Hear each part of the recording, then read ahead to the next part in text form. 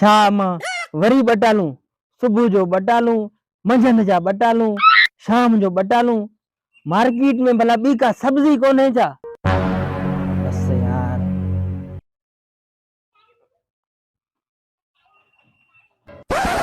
बटालूं खाई खाई मुंह आलू जहिड़ो थी वियो आहे। चुप कर किन्ना गोॾे मोहनरा, सॼो ॾींहुं घर में धप कयूं वेठो आ, वरी अंगल थो करे त तोखे गोश्त खारायां लूसी।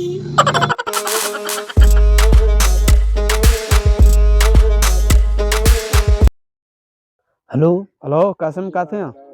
हाँ जल्दी आ, बाहर दावत ते हलणो आहे। अच्छा कहिड़ी दावत आहे? हाँ हाँ बस आए हमरा हुनजो। दावत आहे हाणे अचां थो 5 मिंटनि में तो ठीक वटां। हाँ बस जल्दी आ जल्दी। ठीक है। मस मस का दावत थियो आहे। दावत ते वञूं बटालूं खां बेज़ार थी वियासीं। हाँ नवीद काथे आहे दावत? दावत बस इन गोठा।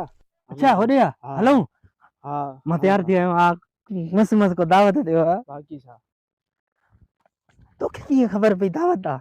हमरा चयो आ। अच्छा मां यार बटालूं खाई खाई इतबार कंदे न ईअं सम्झ फोड़ा पइजी विया आहिनि दिलि ते। मां चयो न ख़ैरात आहे न कुझु ख़बर थी घर में बि टके जी इज़त कोन्हे। बटालूं ईअं थई शाम सुबुह बटालुनि जो बटालूं। मां परेशान थी वियुमि यार। हाँ नवीद काथे आहे दावत? हे जो दावत हे ॾियनि था न पिया दीन जी दावत, सुबह सरहद खां आया आहिनि। तूं मन मांखे हिते दीन जी दावत जे लाइ घुरायो आहे? बाक़ी तूं छा सम्झो इंदौर में केरु तोखे दावत कंदो या मांखे? हेॾे अच हेॾे। माशाअल्लाह नालो छा आहे? मोहम्मद कासिम। माशाअल्लाह ॾाढो सुठो नालो आहे माशाअल्लाह। साईं माशाअल्लाह तव्हां ऐं असांजी कामयाबी अलाह साईं पंहिंजे दीन में रखी आहे। इन सिलसिले में असां बि निकिता हलूं घरों। तव्हांजी मस्जिद में पाड़े में जमात आई आहे।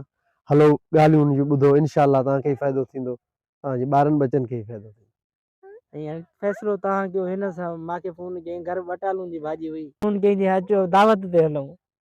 मां घरों बटालूं खाई खाई ख़बर अथव पाण ग़रीब माण्हू 24 घंटा बटालूं खाईंदा आहियूं। मूंखे चयईं को दावत आहे। मां चयुमि शादी जी दावत आहे संभरी सुथरी। मां तयारु थी आयुमि चयईं हुन ॻोठ दावत आहे। हिते अची चयईं तबलीगरनि जी दीन जी दावत आहे। इहो त रोज़ु ॿुधंदा आहियो। साईं हो दावत खाईंदा रहंदा आहियूं। हे बि दावत असां दीन जी दावत ॾियूं था। मस्जिद में भला मानी आहे? हा हा मणी आहे। छा जी भाॼी आहे? बटालूं। बटालूं त पोइ बटालुनि खां हलो हलो अचो अचो अचो। हलो हलो साईं 8 नंबर हले थो।